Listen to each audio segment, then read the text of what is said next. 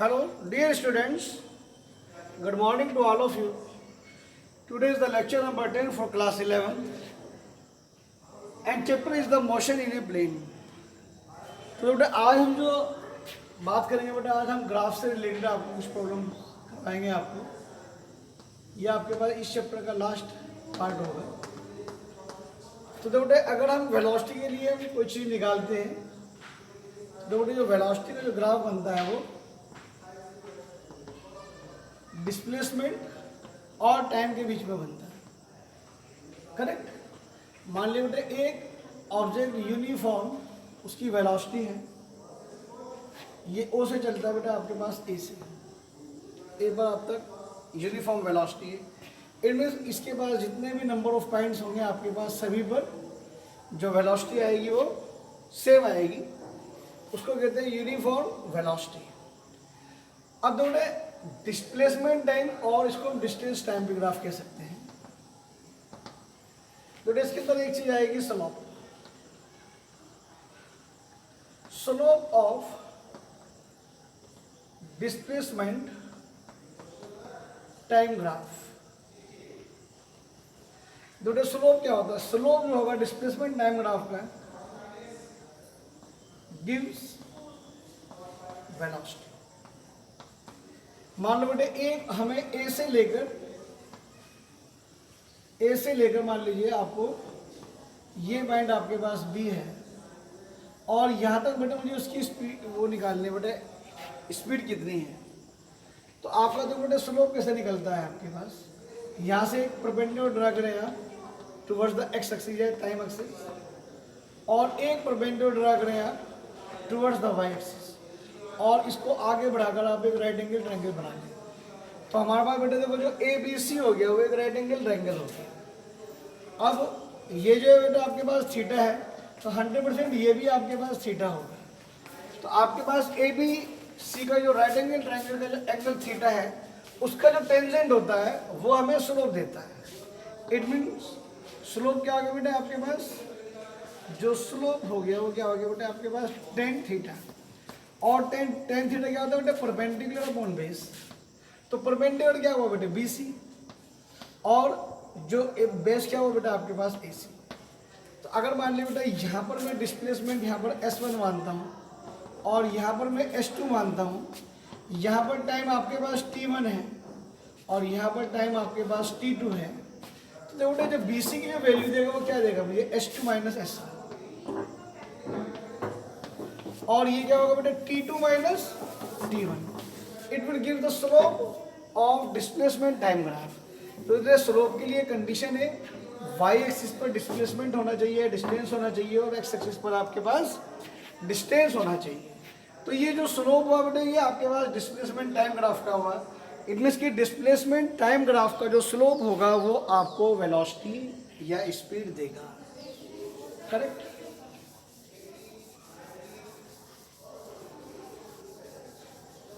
अब मान लीजिए बेटे एक ग्राफ जो है हमारे पास वो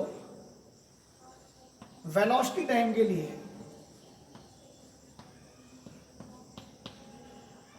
और वेलोसिटी ग्राफ में ये बेटा आपको जो ग्राफ रिप्रेजेंट करेगा वो यूनिफॉर्म एक्सेलरेशन. मींस आप इसके पास चाहे कितने ही पॉइंट्स लीजिए इन सभी पॉइंट पर आपके पास जो होगा वो यूनिफॉर्म एक्सेलरेशन होगा. तो स्लोप ऑफ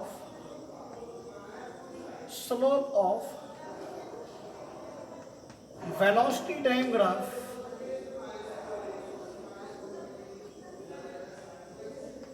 gives acceleration. तो जो स्लोप vt आपके पास मान लो बेटा ये a और b है, मुझे बेटा a से लेकर b तक एक्सेलरेशन निकालना है. तो a से लेकर b तक की जो स्लोप की वैल्यू होगी वो मुझे एक्सेलरेशन देगी. वही बेटे बिल्कुल तरीका सेम है आपके पास. एक परपेंडिकुलर यहाँ से डाला हमने, एक परपेंडिकुलर डाला यहाँ से हमारे पास. अगर ये एंगल थीटा है तो 100% बेटे ये भी एंगल आपके पास थीटा ही होगा. तो स्लोप क्या होगा बेटा आपके पास टेन थीटा हो गया. टेन थीटा क्या हो गया बेटे परपेंडिकुलर अपॉन बेस हो गया. परपेंडिकुलर क्या हो गया आपके पास बी सी हो गया और ये क्या हो गया बेटा आपके पास ए सी हो गया. करेक्ट.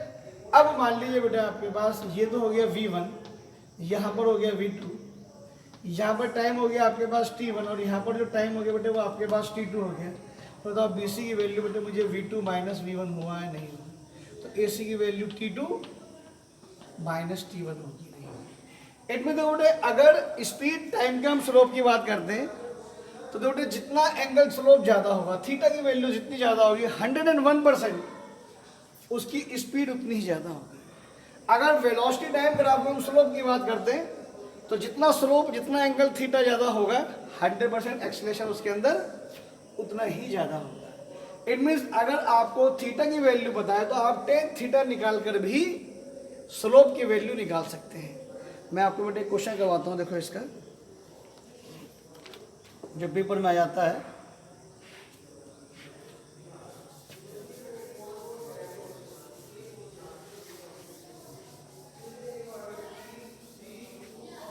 तो क्वेश्चन क्या है बेटा आपके पास, डिस्प्लेसमेंट टाइम ग्राफ दे रखा है। क्या दे रखा है?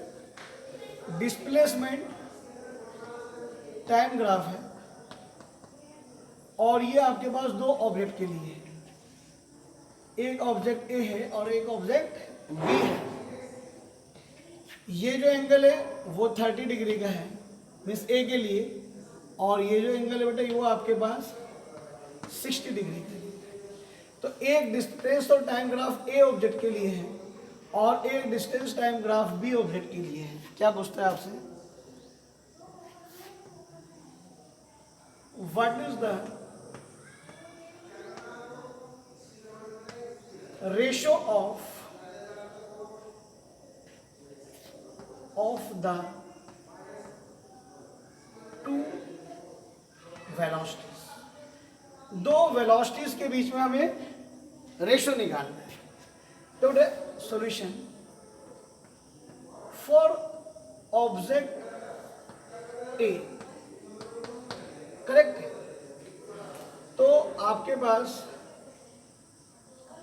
Velocity of object A is equal to slope for A is equal to tan theta. Tan theta क्या है आपके पास, 10/30। तो आप इसको बेटे वी ए मान सकते हैं। और 10/30 की वैल्यू क्या होती है बच्चों, 10/30 की वैल्यू 1/√3। तो आपके पास बेटे ए की वेलोसिटी है। इन द सिमिलर वे बताओ बेटे जो वी बी होगा वो 1060 होगा या नहीं होगा। And what is the value of 1060, it is the √3। तो बेटा आपके पास देखो बेटा वी ए भी आ गया और आपके पास वी बी भी आ गया। हमें क्या निकालना है, हमें रेशो निकालना है। मीन्स हमें क्या निकालना है बेटा, V A upon V B निकालना है। So 1/√3 into √3 is equal to 1/3। It means जो रेशो आ गया बेटे क्या आ गया, V A ratio V B is equal to 1/3। बात समझ में आए बच्चों, ठीक है ना। तो देखो ये आपके पास स्लोप के बारे में हो गया।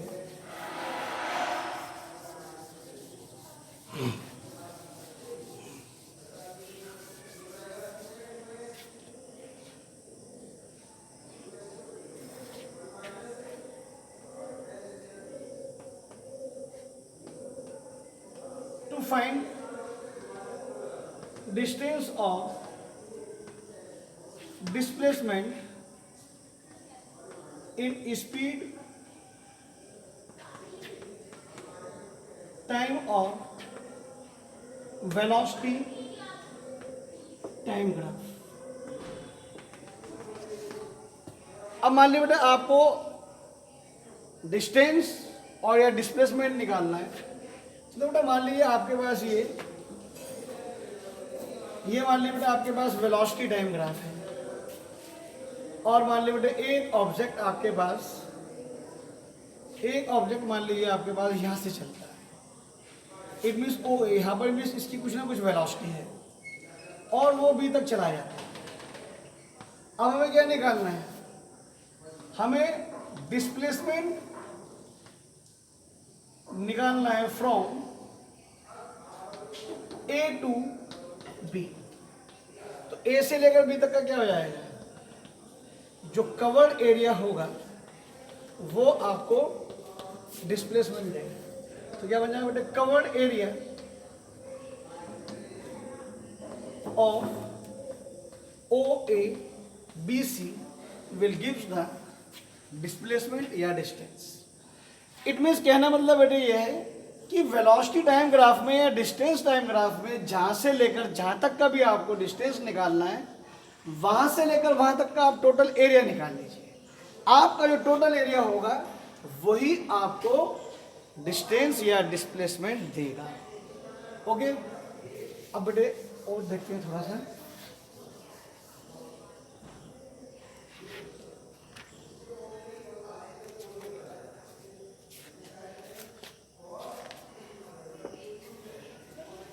अब मान लीजिए बेटे एक आपको वेलोसिटी टाइम ग्राफ दिया है, ये आपके पास एक वेलोसिटी टाइम ग्राफ है, ये करेक्ट, ये 1 है, ये 2 है और ये 3 है, करेक्ट। ये आपके पास टाइम ग्राफ है। अब मान लो आपको from given graph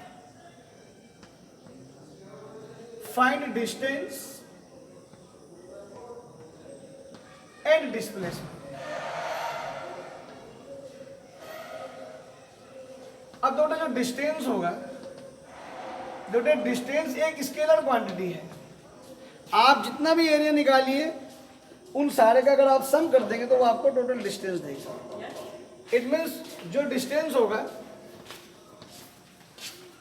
area 1 plus area 2 plus area 3 will gives the distance. और जो डिस्प्लेसमेंट होगा, अब देखो जो डिस्प्लेसमेंट है वो एक वेक्टर क्वांटिटी है। तो अगर आप एक डायरेक्शन को पॉजिटिव लोगे तो नेगेटिव हो जाएगी। इट मीन्स अगर मैं ऊपर के एरिया को प्लस तो नीचे का एरिया माइनस हो जाएगा। It means area 1 minus area 2 and plus area 3 will gives the displacement. तो ये बात हुई बेटा आपके पास डिस्टेंस और डिस्प्लेसमेंट से रिगार्डिंग।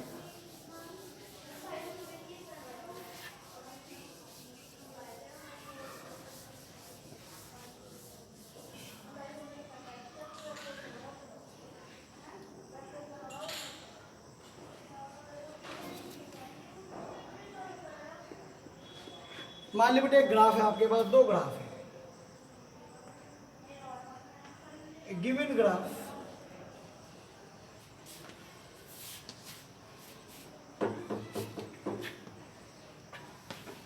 एक बेटे ग्राफ आपके पास ये है, ये स्पीड टाइम का ग्राफ है, और एक जो दूसरा ग्राफ है बेटे वो आपके पास ये भी आपके पास स्पीड और टाइम का ग्राफ है, करेक्ट। आपको बेटे बताना है कि ये ग्राफ 1 मान लेते हैं और ये आपको सेकंड मान लेते हैं। ये ग्राफ क्या चीज शो करता है और ये ग्राफ किसका एक्सप्लेनेशन करता है। तो बेटे अगर हम देखते हैं बेटे यहाँ पर आपके पास स्पीड क्या हो रही है, डिक्रीज हो रही है, और यहाँ पर स्पीड क्या हो गई 0, and again its speed increases and get the same speed जो यहाँ है वो यहाँ। इट मीन तो बेटे ये जो ग्राफ है वो आपको ये शो करता है कि जैसे एक ऑब्जेक्ट को आपने ऊपर थ्रो करा, जब आप ऊपर थ्रो करेंगे तो उसकी स्पीड क्या होगी, it will decrease and after certain height या certain distance it becomes 0 and again its speed will be increase and get the same speed at the initial point. It means ये graph ऐसा होगा जब आप एक object को ऊपर की तरफ थ्रो करते हैं उसकी स्पीड धीरे धीरे घटती है, बिकम्स 0 एंड आफ्टर दैट जब वो ऊपर से नीचे आता है तो उसकी स्पीड बढ़ जाती है, करेक्ट। अब ये जो ग्राफ है देखो इसके अंदर क्या है, आपके पास स्पीड इनिशियली क्या है 0, आपकी स्पीड इंक्रीज हुई मैक्सिमम हो गई, then again it will be decreases. तो टाइम तो बेटे दोनों में बढ़ा है। अब आपके पास कैसा हो गया बेटे, जैसे एक ऑब्जेक्ट को हम अंडर द फ्री फॉल करते हैं तो this is the free fall.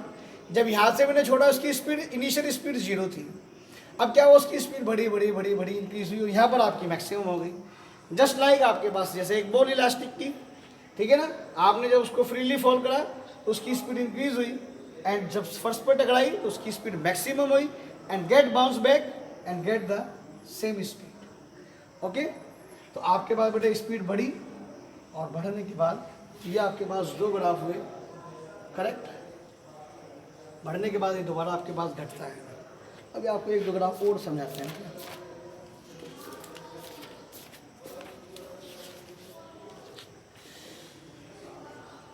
बेटा कुछ ग्राफ है एनसीईआरटी के हैं, तो बेटा इसमें हमें ये बताना है कि ये ग्राफ पॉसिबल है या नहीं, करेक्ट।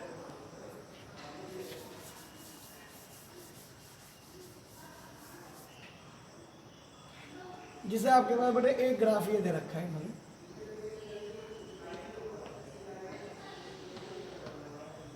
और जो एक ग्राफ है वो आपके पास ये है,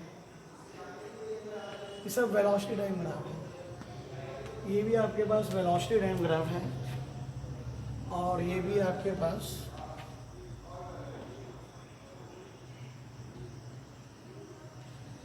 वेलोसिटी टाइम ग्राफ है। ये ग्राफ 1 मान लीजिए, ये आप ग्राफ 2 मान लीजिए, ग्राफ आप 3rd मान लीजिए। तो बताने बेटे ये ग्राफ पॉसिबल है या नहीं है। तो बेटे जो फर्स्ट ग्राफ है इट इज नॉट पॉसिबल। कारण अगर आप इस टाइम को कांस्टेंट रखे और एक परपेंडिकुलर लाइन हम यहाँ से ड्रा करते हैं तो there are the two different velocity for the same time. एक ही टाइम में एक की वेलोसिटी v1 में यहाँ पर हो सकती है, दूसरे की यहाँ होती है, विच इज नॉट पॉसिबल, जो कि पॉसिबल नहीं है। इन द सिमिलर वे अगर आप यहाँ से यहाँ पर बढ़ाएं तो सेम टाइम इंटरवल पर एक बार वेलोसिटी पॉजिटिव तो दूसरी बार velocity negative, it is also not possible. ये आपके पास वेलोसिटी है और ये आपके पास टाइम एक्सिस है। यहाँ पर अगर मैं एक वेलोसिटी को कांस्टेंट कर आपके पास, तो यहाँ पर दो टाइम इंटरवल है t1 एंड t2, यानी कि सेम वेलोसिटी इस टाइम पर भी और सेम वेलोसिटी इस टाइम पर भी, विच इज़ नॉट पॉसिबल। तो इनमें से तीनों में से कोई सा भी ग्राफ, हेलो, इनमें से कोई सा भी ग्राफ बेटा आपके पास पॉसिबल नहीं है। तो आज का टॉपिक यहाँ पर, कल बेटा आपको नेक्स्ट टर्म में आपको ग्राफ के क्वेश्चन करवा देंगे, एक चैप्टर खत्म हो जाएगा, फिर हम आपके पास मोशन इन प्लेन का चैप्टर हम शुरू करेंगे।